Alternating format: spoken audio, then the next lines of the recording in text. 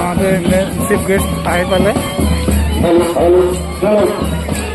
ইতিমধ্যে আমাৰ আজি প্ৰথম খেলৰ উদ্বোধন কৰিবলৈ অদূৰ গুৱাহাটীৰ পৰা আমাৰ মাননীয়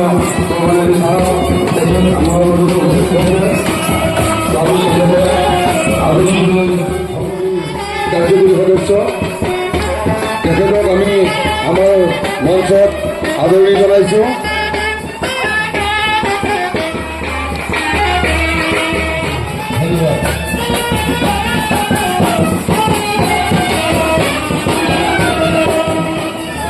ফিল্ডত প্ৰৱেশ কৰাৰ বাবে অনুৰোধ জনাইছোঁ।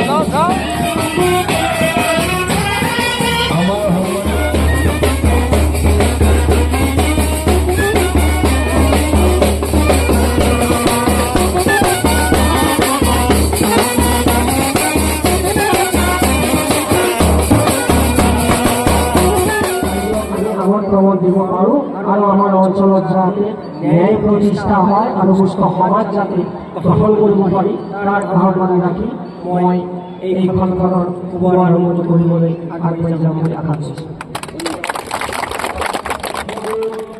মাননীয় অমৰ আলী আহমেদ সাহেব তেখেতক সম্বৰ্ধনা জনাবলৈ অনুৰোধ জনাইছোঁ।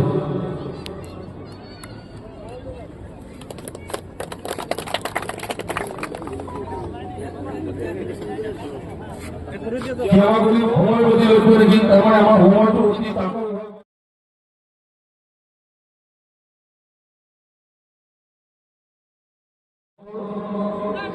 শ্ৰদ্ধাৰ শিক্ষাগুৰুসকল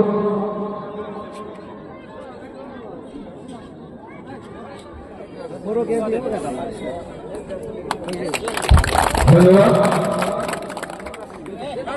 দাও ধৰে আৰ নাই আমি বিনম্ৰতাৰে অনুৰোধ জনাইছোঁ। অতিথিবৃন্দ আমি মঞ্চত দ্বিতীয় বাৰ্ষিক ফুটবল খেল প্ৰতিযোগিতাৰ হ'ব আৰম্ভণি হৈ গ'ল। এতিয়া আমাৰ দুয়ো দলৰ মাজত টছ হ'ব।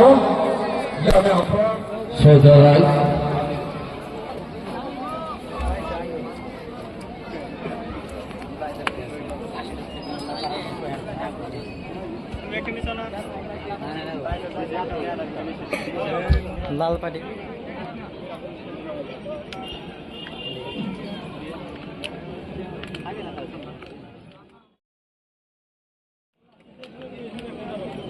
মিরাজুল হক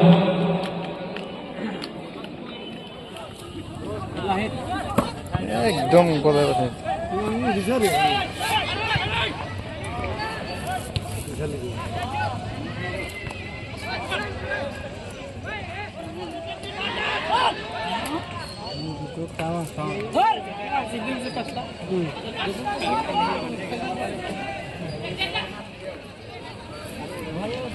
ফাস্ট ফাস্ট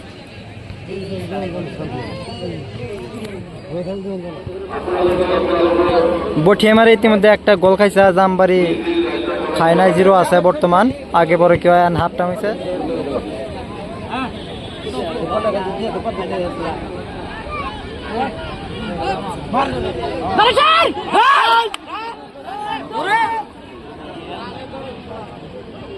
বলটা পাইছেন হ্যাঁ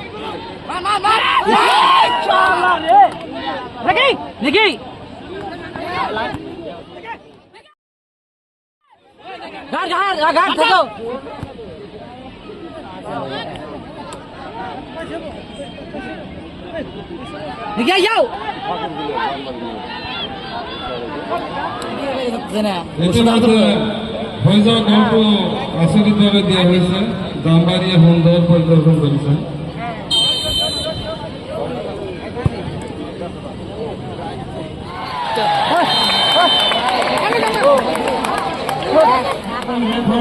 জামবাড়ি বনাম বৈঠামারি 1/3 গোলে জামবাড়ি জিতছে। এই যে লাল পাটি হলো জামবাড়ি আর বৈঠামারি হলো কালাবাড়ি।